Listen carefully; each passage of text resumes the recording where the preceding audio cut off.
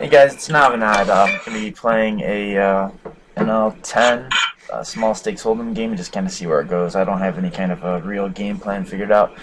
Um, but I'm just going to narrate as I play, probably walk through my thought process. We're going to be looking at, of course, what we think our opponent's ranges look like, what his overall strategy might be. Okay, so just from the first action, we know that he at least is capable of open folding his button, which means he's definitely not min raising 100%.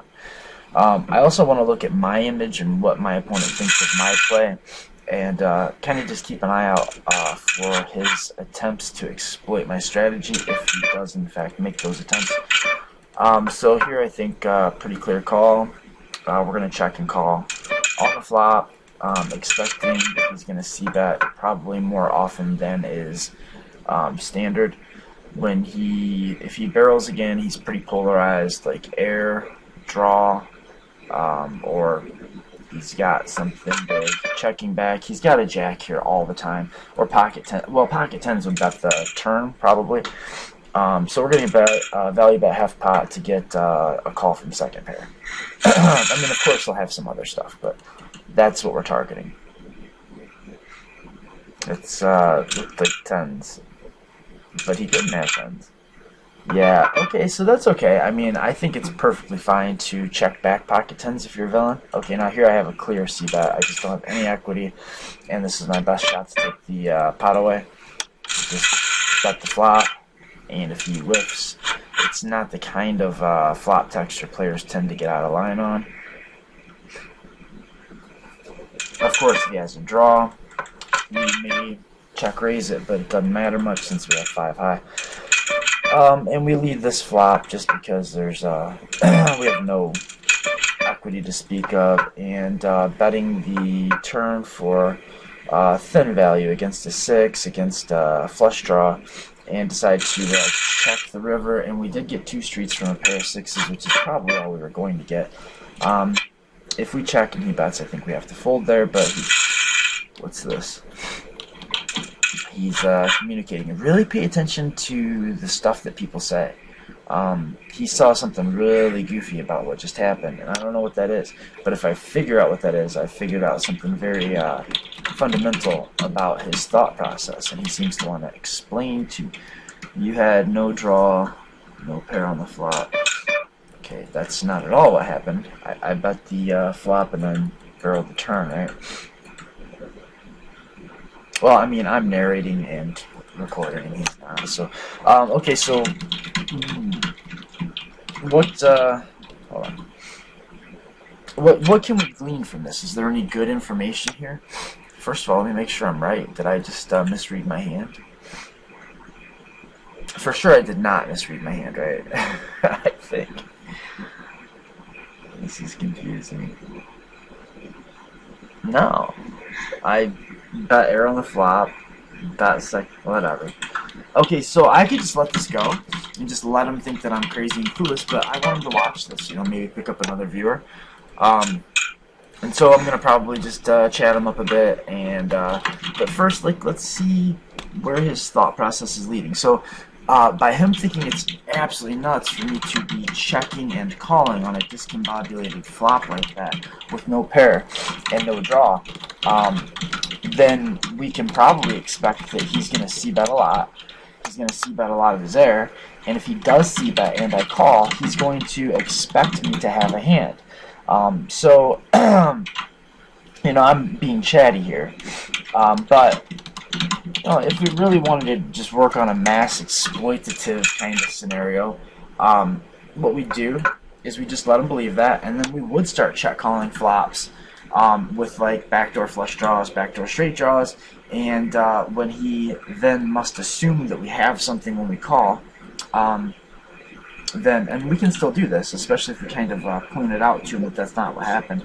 We can start check calling with like backdoor 3 straight flushes, like 3 to the straight, 3 to the flush. Check call that, and when we check the turn, he's expecting that we have something. Most of the time he checks back. If he's got air, he continues betting. If he doesn't, and then we can bluff a lot of rivers effectively that way. But we don't want to level ourselves either. So probably just in general, don't have these conversations. I mean, I'm recording a video, trying to pick up watchers and trying to help people with their games. But if you're just coming from a pure exploitative approach, you now have an idea that, first of all, he's not going to usually expect people to have nothing when they call the flop, and that probably means that he's not going to call the flop with nothing. So we can probably raise our c-bet frequency to like 100% with our air.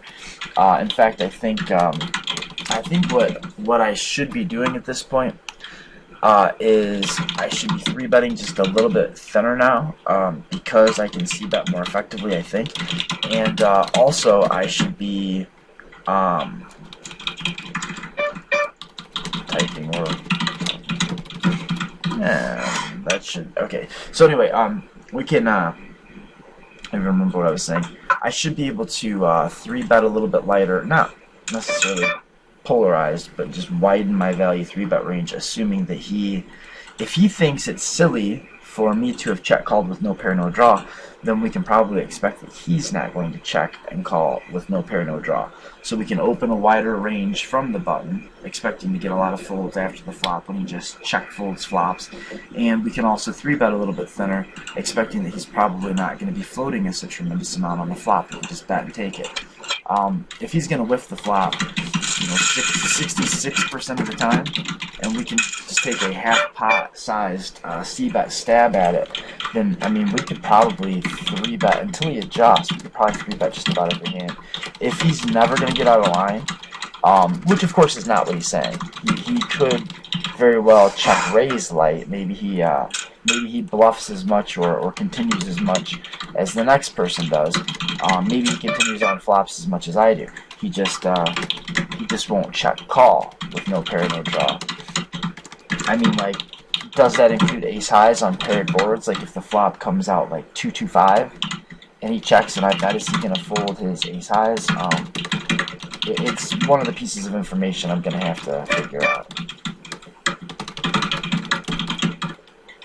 Yeah, so, I mean, I picked up showdown value on the turn. I checked, he bet, I called, and then the river came in ace and I just checked. No, that's not what happened. I don't remember, but whatever. I decided not to go for thin value on the river. I know that for sure. I think I bet the flop, checked the turn, he checked back, and I gave up. Well, not gave up, I decided to check him. No, I bet the flop, I barreled the turn thin, the ace came on the river, and I checked playing fold. That's exactly what happened. I'm positive. Well, I mean, you guys just watched it, so you know if I'm right or not. King Jack, so definitely we're going to be raising here and just c-betting a ton, right? So what does this say about our strategy when we do flop big? Like when we flop, when we really cripple the deck. Like if we, let's say, have pocket queens and we raise and the flop comes out like queen 2-2. Well, I think this means that if he's not going to be making, well, if he's not going to be calling like with ace highs and he's not going to be calling with like backdoor straight draws and backdoor flush draws, and we've pretty well got the deck crippled, we might want to add some slow plays to our repertoire. I mean, you know, this deep probably still we're going to want to go for value against like whatever pocket pairs depend, but then that depends on his 3-bet frequency. So if you find out he's 3-betting his pocket pairs, or most of them, he's 3-betting most of his apex combos, and we open pocket queens and the flop comes queen 2-2, I think we can make a pretty exploitative check back there. Add slow playing even deep to our repertoire, just knowing that he's not going to have enough hands that are going to check and call us compared to the hands that might decide to bluff the turn, and we give him a chance to pick up a pair on the turn that he may well call down and give us 2 streets of action, whereas he's mostly just going to fold if he's never floating the flop out of position without a pair or a draw. So definitely that's weak. I mean, you do have to, some of the time, you have to check and call without having a pair or a draw. Ace highs on paired boards are usually the best hand. Hands like king, queen of hearts on like a 10 of hearts, 2, 5, you know, rainbow where we've got like 2 overcards, 3 to the Broadway straight flush. Yeah, for sure we're in, and probably the best hand. We're not folding there. You know, we don't have a pair, we don't have a draw, and we don't have a fold. So it is incorrect. It is incorrect for you to think that you need to play fit or fold and only continue when you hit a draw or a pair. That is just strictly not the case. If that is the case, if you're doing that, you're just not, you're not calling profitably. In other words, if you're going to have a strategy where when you're out of position, you just play very fit or fold on the flop, you'd be better off playing 3-bet or fold pre-flop. Because if you flat call and you're never going to get out of line, then there's no way you can play profitably post-flop. You're going to miss the flop, 2/3 of the time. So the only way you could combat that would be to splash in like traps, like flat call, like pocket aces, pocket kings, and such. And if you're flat calling pocket aces and pocket kings, then your 3-bet range is gonna be out of whack. It's gonna have repercussions on your 3-bet range. So then, if that were the case, then all you'd be 3-betting was it'd be a capped 3-bet range, which presents its own problems. So, I mean, just the simplest way to solve the dilemma, because your ranges are all so intertwined. I mean, understand that whatever you do with hand A in situation A, if you bet this hand, then it is not in your checking range, right? If you check and fold this part of your range, then it's obviously not in your check calling range. If you check and raise with this part of your range, it's not in your check calling range. Your ranges are intertwined, and they're all going to have big effects on each other. So be mindful of that, and just understand that if you are allowing me to open raise the button, and you're going to call, and then going to the flop, you're going to allow me to profitably play any 2 cards, where I can just bet 100% of my air and print money, because I'm betting, say, half the size of the pot. I need 33% fold equity, assuming I never improve, and you're going to fold 66% of the time. That's not good. That's not a good idea. You could open up a really you could open a wide check raising range, and maybe that is his strategy. I mean, that could make some sense. But what are you check raising? Are you check raising your draws? Because if you are check raising your draws, what the hell are you check calling? You're only ever check calling made hands, like mediocre made hands. I'm assuming you're check raising your sets and 2 pair if you're check raising your draws. So the problem is that you've got to have balanced ranges, and if you're going to have balanced check raising ranges and check calling ranges, then you're going to have to call some of the time with hands that are just not as good as a pair or a 4 flush or a 4 straight. And the reason is because if you're not doing that, you're going to allow me to bet my entire range profitably against your entire checking range, which should be most of the time when you call pre-flop out of position, you are going to be checking. So if you yeah, I think I've said pretty much as I want to say on that topic. Let's get back into this game. I'm lost. I don't even know what to do here. I'm glad he didn't bet, because I think I would have probably just folded. But I don't know. I mean, he could have busted draws. So probably what he had was some kind of little, yeah, that makes sense. I mean, I guess it makes sense. He had ghost equity, but I doubt he understands the concept of ghost equity. No offense. Okay, and here,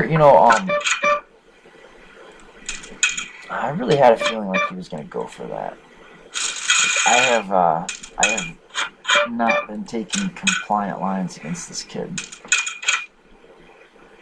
Okay, so we can check this back, or we can bet it. I don't think there's a huge difference. And again, I think we can check this back, or we can bet it. Okay, so he's probably got like a 10, or yeah, he could have an ace. I mean, I don't think he can call here unless he's got exactly the 6, or yeah, I guess he can raise.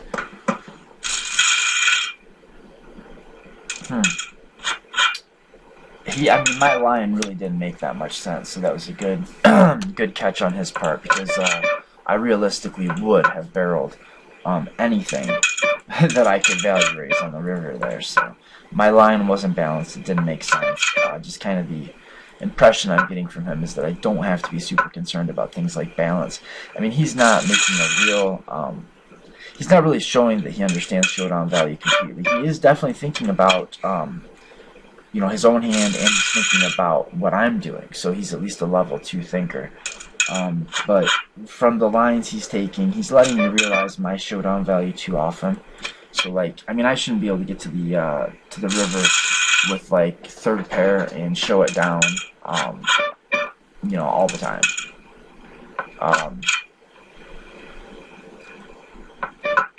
So I think like just advice to, didn't catch your name, sir, but advice to my opponent in this video would be look into showdown value, kind of learn how to frame your hands and understand that when you're looking at the flop, you need to kind of plan your line from there. And the way you're going to plan your line is by looking at your hand in terms of what do I have compared to my opponent's range on this board texture. Do I have, like right now, a draw? What cards am I going to barrel if I decide to barrel? And this is for sure a barrel. Because it's a scare card. You can fold a 10 here, maybe a jack for sure. 2 goes away. And when he makes his blocking bet, I think we could raise it and get a lot of folds against his like busted draws. But we're ahead of a lot of his busted draws. We're getting a huge price, so calling is fine too. Would he have actually called us there? Probably not. Yeah, I don't know. I think I do actually. If it would have been the first time, I would have definitely raised. But he shoved over our raise last time, or re-raised our raise last time. So I guess I kind of pushed out. But understand that there are times when you're going to flop less than a pair or a draw, and it's fully acceptable to check and call. You're gonna have to float. You're gonna have to float some, or you're gonna be out of whack. Especially against the right opponent. Look for a player that c-bets the flop like all the time, but then never continues c-betting. If he's never barreling unless he's got it, that's a perfect time to just check call the flop with like 3 to a straight flush, or 3 to a flush with an overcard, 3 to the nut flush, 3 to a straight with an overcard, and check call that flop, c-bet, understanding that most of the time he doesn't have it. He's going to stop barreling and he's just going to check back on the turn, and you can bet the river and win it. Plus you've got chances to improve on the turn and be able to continue against some of the barrels. So understand there are times to do that, and look at and try to understand your the concepts of what am I betting for, what line am I taking, and why am I taking it. One good way to look at it is, and this is kind of a cliche example, but you can look at your hand as either having an ace, a king, or a queen, and kind of convert that to the ace, king, queen game, where if we were playing poker with just 3 cards in the deck, there's an ace, there's a king, and there's a queen. Each of us has dealt one of those cards at random. There's, say, $1 a piece in antes, and one of us gets the option to bet. So the other has a forced check option. The player with the option to bet bets exactly, say, $2. There's one card or one hand that he's going to bet every single time. That's the ace, betting for value, hoping to get called by the king. And there's one card that he's never going to bet, and then there's another card he's going to bet some percent of the time. The card you would never bet in that situation would be the king, because if I bet the king, I know you've either got the ace or the queen, so that's betting a merged bluff catcher range into a polarized range, which is just never a good idea. So if I bet the king into your range and you've either got the ace or the queen, you're only going to ever call me when you have the ace and fold when you have the queen. So I can't make money by betting. We're assuming you don't get an opportunity to raise here. But you never call me with the queen because you know I'm ahead. And you never fold the ace because you know you're ahead. And that's kind of the very basic foundation of how you play poker. Now, it's made a little bit more complicated because of things like on some board textures, you're not necessarily going to be way ahead or way behind. But especially on dry, static board textures with like a pretty good, like high top card, like a pretty large high card, like an Ace 7 Deuce Rainbow is like the ultimate in dry, or maybe even more like an Ace 9 4 Rainbow would be a very static flop, because top pair is guaranteed to stay top pair, and second pair has a good shot of staying second pair. There's really no draws to speak of. And in that situation, you're playing a very similar game to the one that you're playing if you're just playing the Ace, King, Queen game.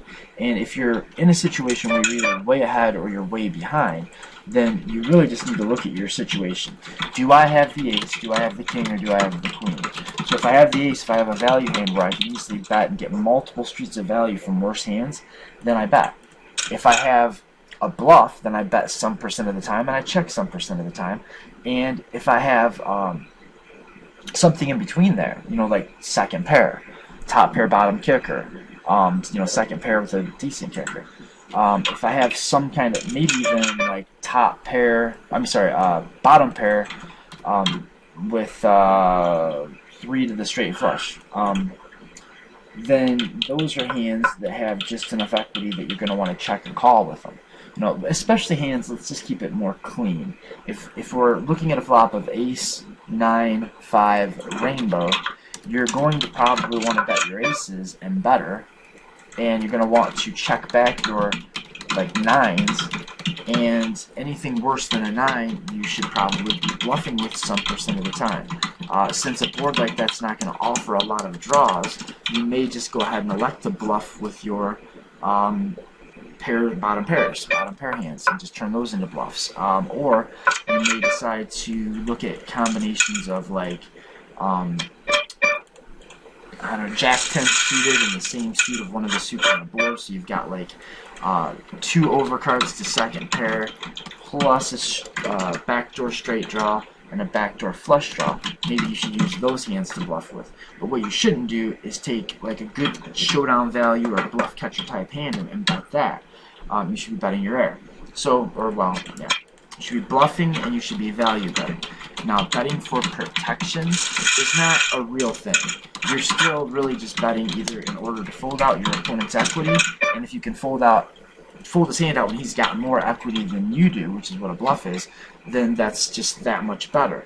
But really, you're only ever just bluffing to get your opponent to surrender their equity stake, their equity share in the pot, or you're betting hoping that your opponent will put money into a pot when you are a favorite to win that pot, whether it be because there's going to be a ton of really good runouts for you to barrel off on, or you just have a major equity advantage against your opponent's range. You've got a set, and he's got a very bluff catcher heavy range, so you can just bet for value. But yeah, the reasons that you're going to bet are to fold out your opponent's equity, not protect your hand, although protecting your hand is a consequence of betting to fold out your opponent's equity, and so is getting your opponent to fold the better hand. But on a static board, a static flop, where the best hand here is likely to remain the best hand, I got kings in it again here. That's nuts. It's three for the kings. Now, this is a spot where, because of the way he's playing, I think I could make a very exploitative check.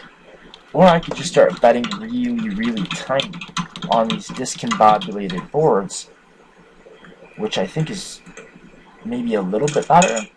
Give him a chance to, I don't know, maybe I just check there. I can certainly still get stacks in by betting the turn and the river, because I'm expecting that he's just not going to be able to continue very often on that board.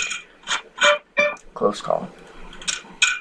I also just told him I had pocket kings twice in a row, so I don't know. Maybe I leveled myself. But, these are the types of things that you need to be thinking about. Showdown value, or draw. Do I have air? Draw. Showdown value. And am I in a situation where I'm likely to be way ahead or way behind? Or do I have to worry about things like future runouts? If I'm playing a hand on 6-5-4 with 2 spades, then maybe I do need to worry and kind of shift my thought process more to getting value right here, and not being too upset about folding out your equity, because it's just going to be hard for me to play hands like, pocket eights on later streets. But when you're just looking at like a queen 9-3 rainbow, it's pretty simple. Just bet your air some percent of the time, and bet your value hands, and then check call your mediocre bluff catcher stuff. Okay, I think I beat that to death.